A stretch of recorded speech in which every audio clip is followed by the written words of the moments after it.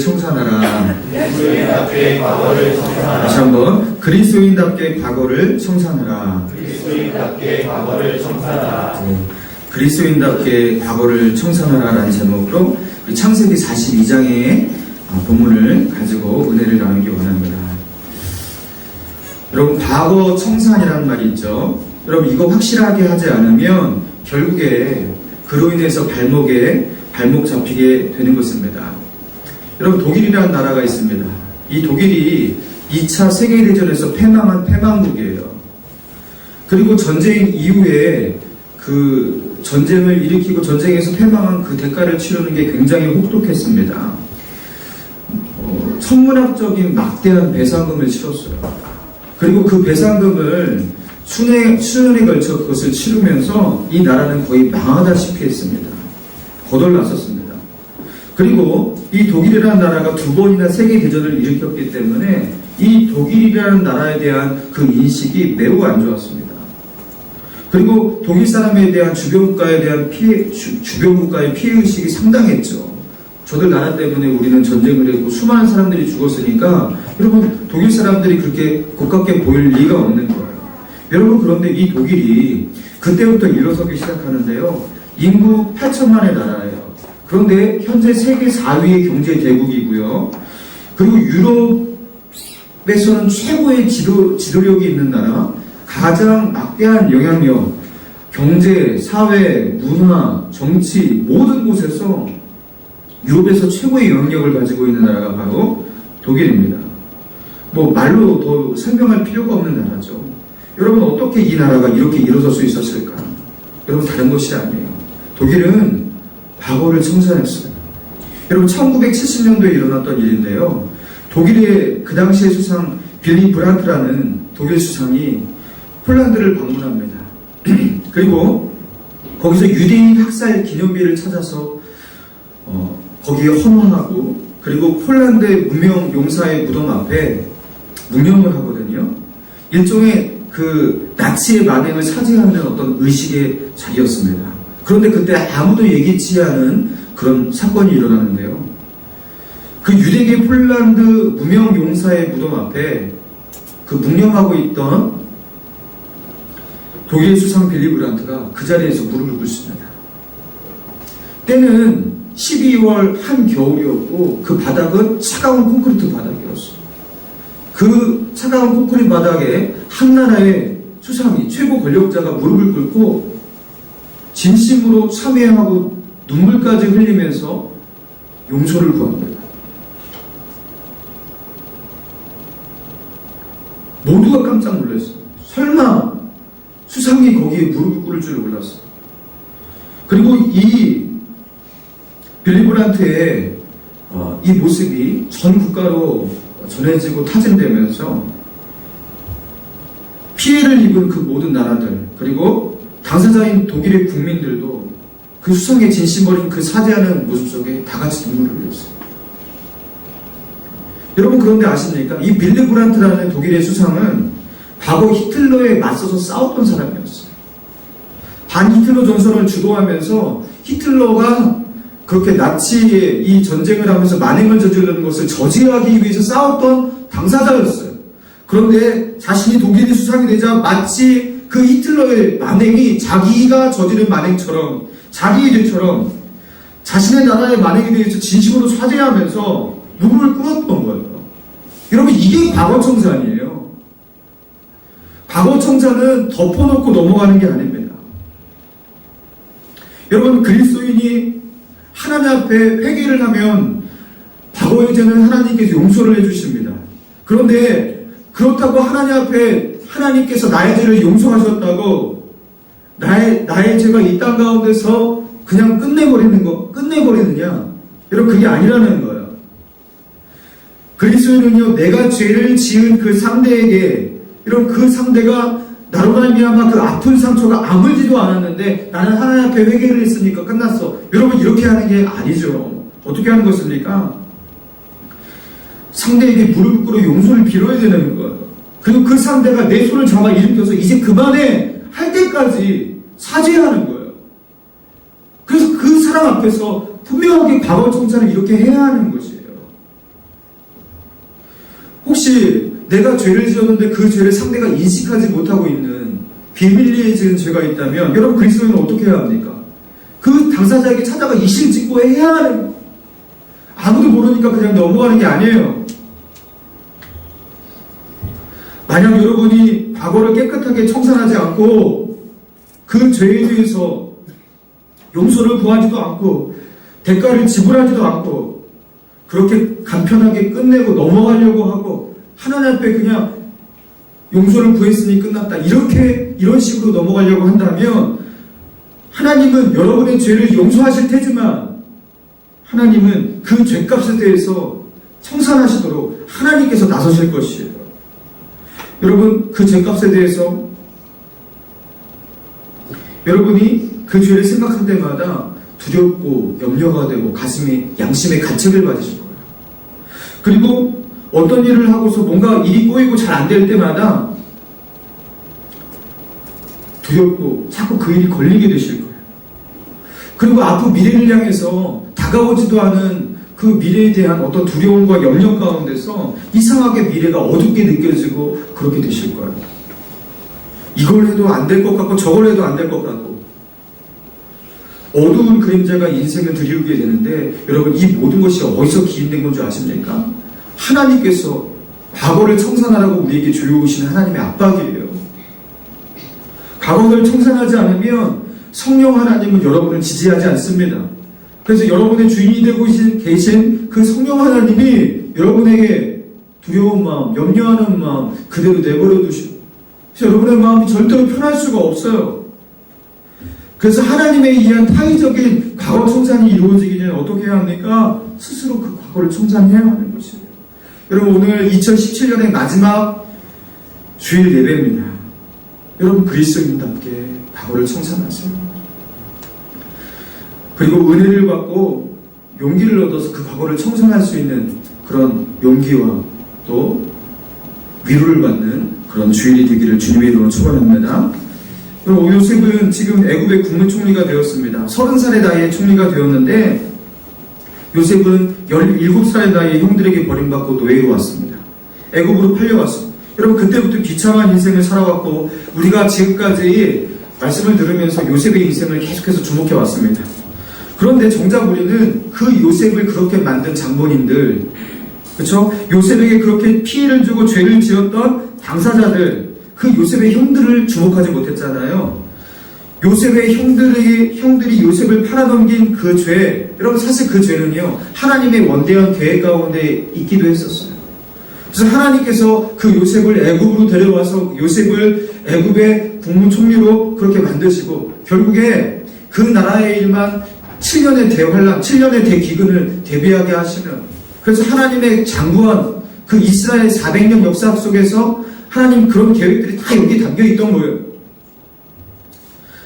그래서 하나님의 계획의 일부였단 말이에요. 그 요셉을 형들이 팔아넘긴 그거거든요. 그렇지만 아무리 그렇다 해도 죄는 죄였어. 그리고 죄는 죄값을 치러야 하는 법이라고 오늘 본문이 말하고 있는 것이거든요. 애국과 주위의 모든 나라들이 7년의 대풍년이 오고 그리고 대충년을 맞이하면서 그 애국의 사람들이 요셉에게 나옵니다. 곡물을 달라고, 먹을 것을 달라고 말합니다. 그리고 그 당시 지중해 동쪽 연안에 있었던 가나안 땅에 살았던 야곱과 야곱의 식구들, 그 야곱의 아들도 똑같이 흉년으로 고생을 하고 있었습니다. 그래서 그 가나안 땅에서 애국까지 7일 길이거든요. 그 7일 길을 걸어서 곡식을 얻기 위해서 애국에 찾아왔어요. 그리고 그 요셉의 형 10명이 요셉 앞에 서게 되었습니다. 그 요셉의 형 10명의 이름 여러분 아시죠? 르시데오, 단나카셀, 이스요베, 여러분 이거 아시죠? 성경 공부 제대로 하신 분.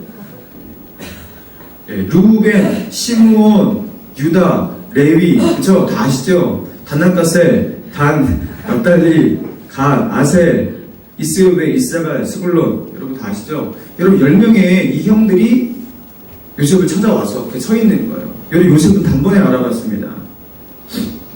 그런데 요셉은요, 그 형들을 자기의 정체를 말하지 않고 모른 척하면서 어떻게 합니까? 그들을 스파이로 몰아세워요. 우리나라를 정탐하기 온 정탐꾼들 아니냐 그렇게 몰아세우고 그 형들을 사흘간 옥에 가둡니다. 그리고 그 형들에게 너희가 스파이가 아니라는 것, 이 땅을 정탐하러 온 그런 거짓된 자들이 아니라는 그 증거를 내게 보이라 하면서 그들에게 무엇을 요구했냐면, 너희가 아까 말한 너희 형제가 있었는데 12형제가 있었는데 하나는 죽었고 막내 아우는 지금 아버지 집에 있다고 했는데, 그 막내 아우 그 베냐민을 데리고 와라. 그럼 너희가 내 앞에서 참된 것이 증명될 것이다. 그렇게 말합니다. 대신에 단서가 있다. 그 단서가 무엇입니까? 막내를 데려올 때까지 한 명은 내가 볼모로 잡겠다. 한 명은 여기 옥에 갇혀 있어야 한다. 그렇게 말합니다. 여러분, 그 10명의 형들이요, 누가 여기서 갇혀서 여기서 어떻게 죽을지도 모르는데 여러분 얼마나 두렵겠습니까? 이 이야기를 형들이 들었을 때 그들의 반응을 한번 보겠습니다. 21절입니다. 42장 21절 같이 읽습니다. 시작. 그들이 서로 말하되 우리가 아우의 일로 말미암아 범죄하였도다. 그가 우리에게 애걸할 때에 그 마음의 괴로움을 보고도 듣지 않았으므로 이 괴로움이 우리에게 임하도다. 그들이 서로 말했어요.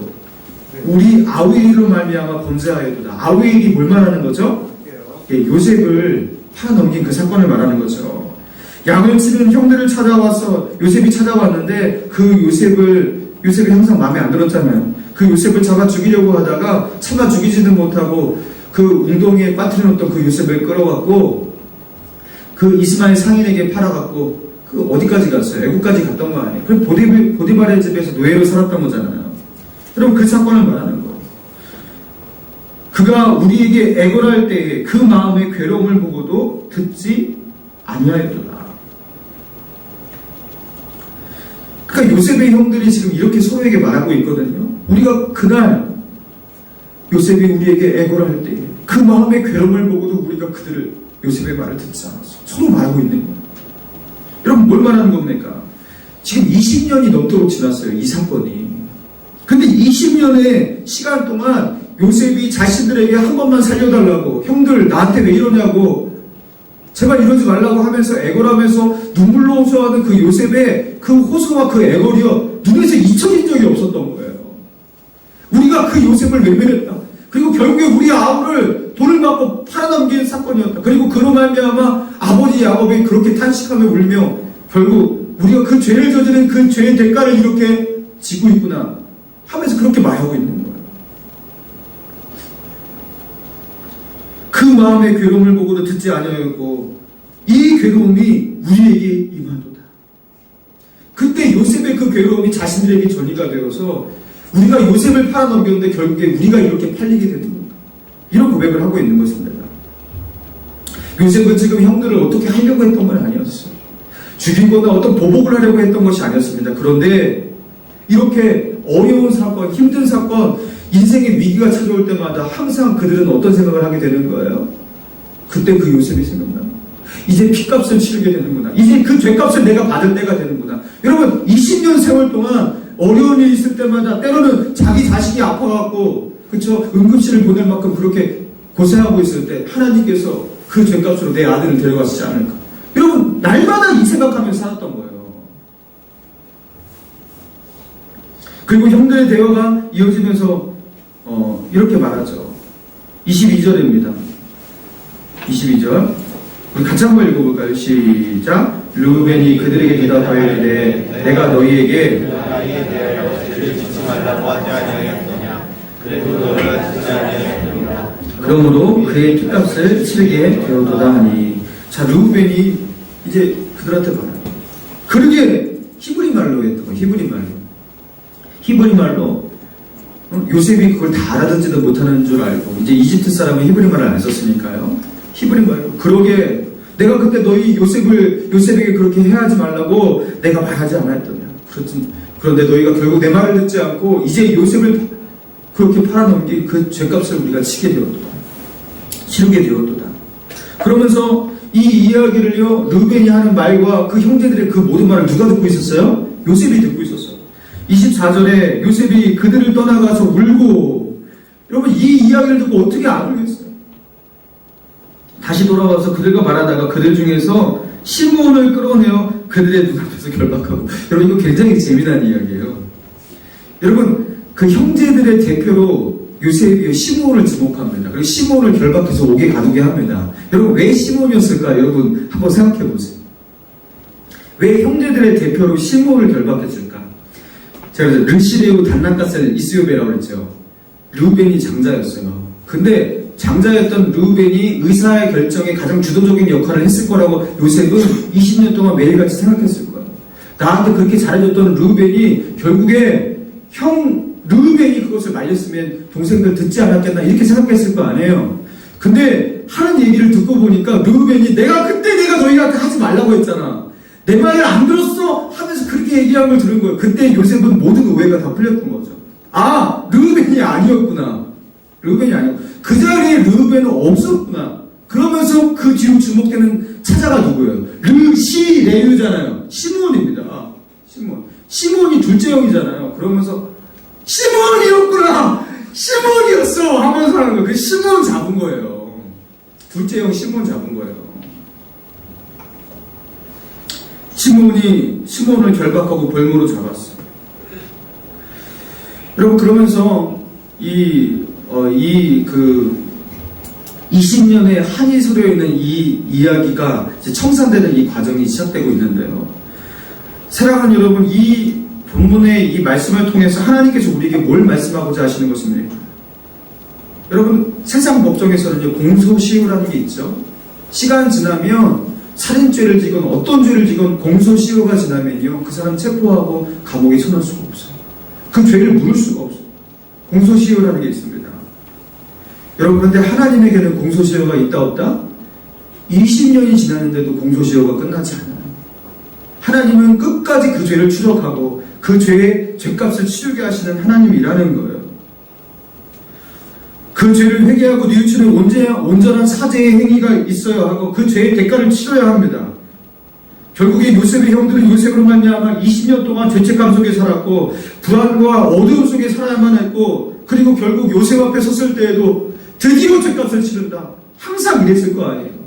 드디어 죄값을 치른다. 이렇게 살아야만 했습니다. 사랑하는 여러분, 하나님은요, 죄를 용서하시지만 우리의 죄를 용서하셨다고 우리가 지은 죄에 대한 대가를 패스하시는 분이 아니라는 거예요. 여러분, 이거 경험해 보셨죠? 하나님 앞에 죄를 회개하지만 회개한 것과 별개로 그 죄에 대한 대가는 치러야 되는 거예요. 여러분, 공부 안 했잖아요. 근데 하나님 공부 안 했지만 하나님 은혜를 주세요 그랬지만 하나님께서 대가를 치르게 하셨잖아요. 그죠? 항상 늘 항상 그랬잖아요. 우리가 게으른 거에 대한 대가를 치르게 하셨죠. 여러분, 우리가 하나님께서 우리에게 이렇게 다가오시는 하나님을 우리가 경험하면요, 우리의 입술과 우리의 행위, 우리 마음의 생각도 조심할 수밖에 없는 것입니다. 여러분, 다윗을 보세요. 다윗이 우리아의 아내 바세바를 자기 그 왕궁의 뜰에서 잠깐 이렇게 베란다에 거닐 때에 집 아래에서 그 마당에서 안뜰에 가서 목욕하고 있는 한 여인을 보게 되죠. 바세바였습니다. 그 바세바를 불러서 그 여인과 동침하고 간음합니다. 한 남편의 여자였다는 것을 다 알고 우리아의 아내라는 것을 알고서 그 여인을 취했던 거예요. 여러분, 그러면서 그 바세바가 임신을 하죠. 그리고 이것을 덮기 위해서 다윗이 어떻게 합니까? 별의별 일을 다 하잖아요. 우리아를 불러다가 그죠? 그 바세바하고 자라고, 그래서 자기의 아기가 아닌 것을 아니라고 숨기기 위해서 별의별 일을 합니다. 그런데 그 충직한 우리아는 절대로 전장 가운데 나의 장군이 나가서 싸우고 있는데 나는 여기서 내 아내와 이렇게 편안하게 잘 수가 없습니다 하면서 막, 그죠? 텐트 치고 그냥 마당에서 자고 막 이러면서, 그리고 그것을 어떻게 하기 위해서, 덮기 위해서 어떻게 합니까? 결국에 계획살인을 하잖아요. 요압 장군에게 우리아를 전방에 최전선으로 보내고, 그리고 너희는 우리아가 싸울 때 모두 뒤로 빠져라. 우리아만 맞아 죽게 만든 거야. 그리고 이런 우리아를 이렇게 죽이고 나서 이제 모든 사건이 덮어지는 듯 했어요. 그런데 갑자기 어떻게 됩니까? 나단 선지자가 찾아옵니다. 모든 신하들이 있는 앞에서 나단 선지자가 다윗 앞에 서서 이렇게 말합니다. 너는 은밀히 행하였으나 나는 온 이스라엘 앞에서 백주에 이 일을 행하리라 하면서 다윗이 치러야 될 죄의 대가에 대해서 읊어요. 다윗의 죄악이 만천하에 그냥 폭로가 된 거예요. 여러분, 그리고 이 다윗의 죄가 폭로되었을 때 다윗이 어떻게 합니까? 시편에 그런 많은 자기의 침상을 자기의 눈물로 적셨다고 하잖아요. 하나님 앞에 철저히 회개합니다. 그러나 죄의 대가는 치러야 됐어요. 그는 자기 아들 압살롬에 죽여서 목숨을 부지하고자 자기 왕국을 떠나야 했고요. 그리고 자기의 친척들이 자기 아들 압살롬과 백주 대낮에 동침하는 것을 보아야 했습니다. 그런 수치를 당해야 했어요. 여러분, 죄의 대가는 치러야 돼요. 아무리 피해도 할 수가 없는 거예요. 여러분, 문제가 무엇이었습니까? 처음에 죄를 지었을 때 그 죄를 덮으려고 했던 것이 문제였던 거예요. 덮으면 덮으려고 할수록 하나님은 그것을 만천하에 공개하시고 폭로하시고 대가를 더욱더 혹독하게 치르게 하시는 하나님이라는 것을 다윗이 배웠을 거예요. 여러분, 사람 앞에서 창피를 당하지 않기 위해서, 당장의 부끄러움과 수치를 모면하기 위해서 덮으니까 하나님은 온 천하에서 수치를 당하게 만드시는 거예요. 사랑하는 여러분, 숨겨진 죄악 그런 것은 없습니다. 왜요? 하나님 앞에 숨길 수는 없기 때문에. 이 세상에서 가장 큰 존재, 가장 위대한 존재, 이 땅을 살아갔던 모든 역사의 모든 인간과 모든 영혼들을 다 합쳐도, 전 세계 만물을 다 합쳐도 하나님보다 더 클 수가 없는 그 크신 존재인 하나님의 눈앞에 우리의 모든 실수와 나약함과 죄악들이 우리의 행위와 모든 말과 마음의 생각까지 다 폭로되고 적나라하게 하나님 앞에 들켜버렸고 다 보여지고 있는데, 여러분, 그깟 사람 몇 명 앞에 내 죄악을 숨기기 위해 뭘 그렇게 노력하냐는 거예요. 뭘 그렇게 아닌 체 하면서 살아가려고 바둥이냐라는 거예요. 하나님이 보실 때 그게 얼마나 안타깝겠냐라는 거예요. 하나님이 아시는 걸 사람에게 숨겨봤자 얼마나 편하게 살 수 있다고 그걸 숨기면서 그렇게 살려고 하십니까? 다 쓸데없는 일이에요. 숨기면 숨기고 덮으면 덮을수록 하나님은 더 폭로하시고 그 죄의 대가를 치르게 하시는 하나님입니다. 얼마 전에 금요철회를 마치고 집으로 돌아가는 길에 주차를 해야 되는데 저희 집 앞에 신축 빌라 2동이 생겼습니다.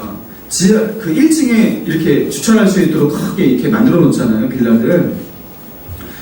한가 정도 입주가 안 됐기 때문에 텅텅 비어있는 주차장이었어요. 그래서 제가 이제 거기다가 이제 주차를 많이 했었거든요. 이제 아침에는 끌고 나오면 되니까. 그래서 그날도 그냥 들어갔는데, 그날은 이상하게 거기 그 주차장 빌라 입구에다가 이렇게 플라스틱으로 된, 형광색 플라스틱으로 된 그 사슬 같은 거 있잖아요. 이걸로 이렇게 막아놨었던 거예요. 근데 저는 그게 당연히 없는 줄 알고 그냥 들어간 거예요. 그러면서 그게 끊어졌습니다. 저는 끊어진지도 몰랐는데 정현이가 아빠 뭐 끊어진 것 같아요, 그랬던 거예요. 그래서 제가 딱 봤어요. 봤는데 이거를 또 왜 여기다 쳐놔갖고, 가만히 보니까요, 우리 아들 정현이 외에는 아무도 본 사람이 없어요. 이걸 가지고 어떻게 해야 될까? 이걸 새로 사갖고 여기다 갖다 놔야 되나? 아니면 이거를 어떻게 해야 되나 하다가 너무 복잡하고 귀찮고요. 그래서 그냥 대충 이으면 되는데 하면서 제가 이렇게 이어보니까 그냥 대충 이어지더라고요. 그래서 이렇게 쓰시면 되지 하면서 넘어가려고 해서 다음날 아침이었습니다. 저걸 어떻게 할까 하다가 딱 깨름직하더라고요. 근데 갑자기 제가 정신이 번쩍 드는 거예요. 정신이 왜 번쩍 들었냐면요, CCTV가 있으면 어떡하지? 그런 생각이 드는 거예요. CCTV가 있을 것 같아요. 요새 다 CCTV 있잖아요. 주인이 CCTV를 돌려봐서 그거를 끊어먹은 사람이 누굴까 CCTV 돌려봤는데, 목감 신입교회에 딱 이렇게 로고가 생겨서 딱 들어온 거예요. 그래갖고 막 목감 신입교회 막 하면서 인터넷에 누가 올리고 막, 내 인생을 확 떨어지고 진짜 그러면 안 되지, 정신을 차려야겠다 하면서 제가 어떻게 했냐면, 이거를 내가 사죄해야 된다. 그래갖고 그 분양사무실을 찾아갔어요. 없더라고요, 아무도. 그래서 막 거기서 소리를 지르니까 아무도 없냐고 하니까 위에서 누가 내려왔는데, 제가 어저께 밤에 주차하려고 여기 들어가다가 늘 밤에 주차했는데 그날따라 여기서 이게 있어서 끊어먹었습니다. 저 이거 좀 금전적 배상을 해드리고 싶습니다. 그러니까 이분이 뭘 그게 그거냐 하면서 가서 확인해보니까 뭐 이런 거 가지고 이거 안 하셔도 돼요, 괜찮아요, 가세요. 대신에 이거 사주실 필요 없으니까 여기 집 한 채만 사주시면 안 될까요? 이러시는 거예요.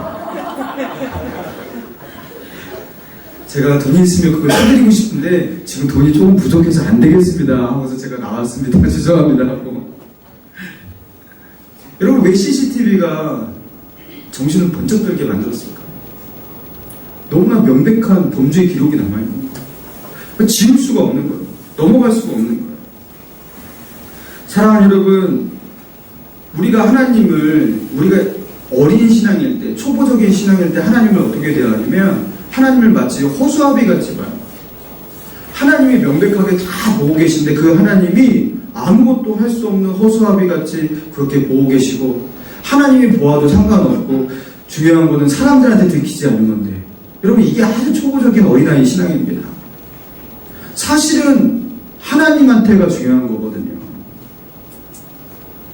여러분, 우리에게 완전 범죄는 없어요.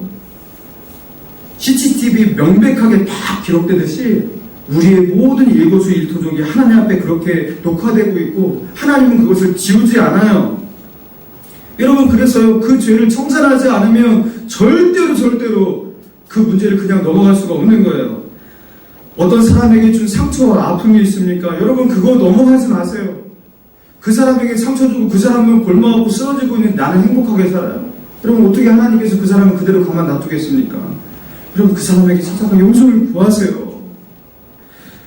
여러분, 미안하다는 말 인색하신 분 계시죠? 나 잘못했다, 내가 실수해서 잘못했다, 이 말 곧 죽어도 안 하시는 고집센 분 계시죠? 자존심만 살아가지고. 여러분, 어떻게 사람이 잘못을 안 할 수가 있습니까?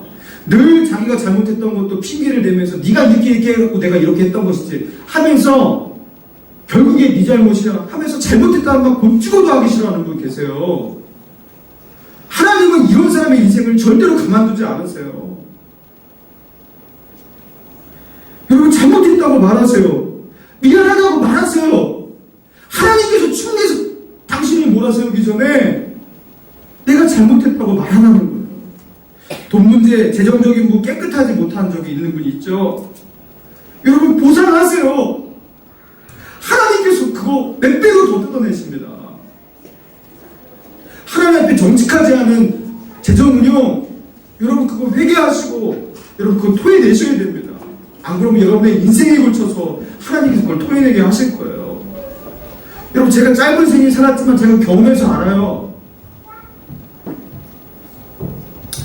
정직하지 않은 방법으로, 부당하고 속이는 방법으로 이익을 취한 것, 여러분 그거 하나님이 가만두지 않습니다.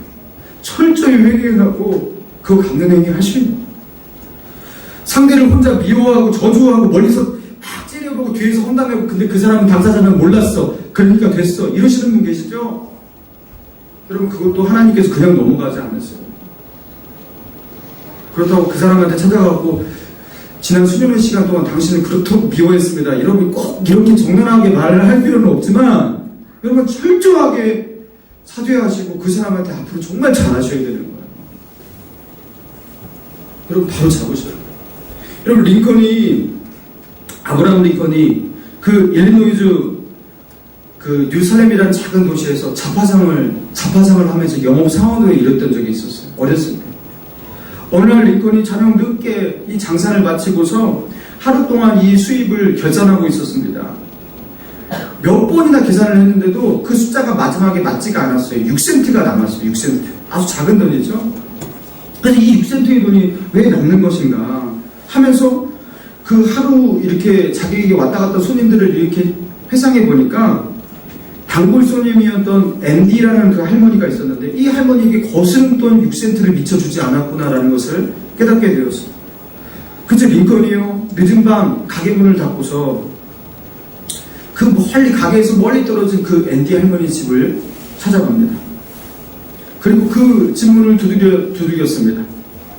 앤디 할머니, 이 오퍼 상점에 근무하고 있는 아브라함입니다. 죄송하지만 제가 착각을 해서 거스름돈 6센트를 미처 덜 드렸습니다 하면서 그렇게 6센트를 내밀었어요. 그때 그 할머니가 링컨에게 그렇게 말했대요. 이복의 청년, 6센트 때문에 여기까지 찾아올 필요가 있었는가? 이 늦은 시간에 찾아올 필요가 있었는가? 그러니까 링컨이 말합니다. 6센트가 아니라 1센트라도 와서 돌려드려야죠. 그러니까 할머니가 말했어요. 아무리 그래도 그렇지. 다음날 내가 가게 들릴 때 그때 줘도 되는 거 아닌가. 그러니까 링컨이 아주 유명한 명언 같은 말을 남기죠. 아닙니다. 오늘 잘못은 오늘 바로 잡아야죠. 여러분, 링컨이 이런 사람이었어요.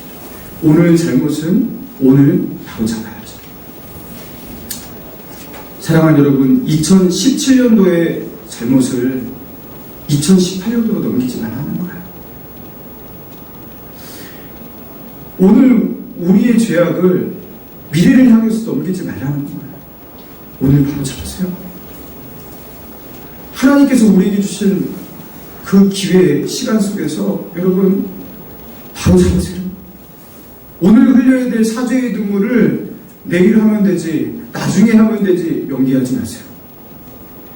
야곱의 형들은 20년이 넘도록, 그렇죠? 20년 전에 요셉에게 죄를 지은 것, 그리고 요셉을 볼 수가 없으니까 여러분, 그로 인한 고통을 20년 동안 받았어요. 그리고 결국에 요셉 앞에서, 그렇죠? 요셉 앞에서 결국에는 모든 수치와 망신을 당한 거 아니겠습니까? 자기의 죄가 폭로되고 고발되고 다 드러나고. 여러분, 그렇게 됐다라는 거 여러분 기억하셔야 돼요. 오늘 예배가 끝나면 송주의 연신 예배가 드릴 때까지 좀 시간이 많잖아요. 찾아갈 수 있는 사람 찾아가 보세요. 그리고 전화를 한다든가 문자를 할 수 있는 사람에게 용서의 문자를 보내보세요. 내가 오늘 할 수 있는 일, 해야 할 일을 내일로 넘기지 말고 그리스도인답게 과거를 청산하는 저 여러분 되기를 주님의 이름으로 축원합니다.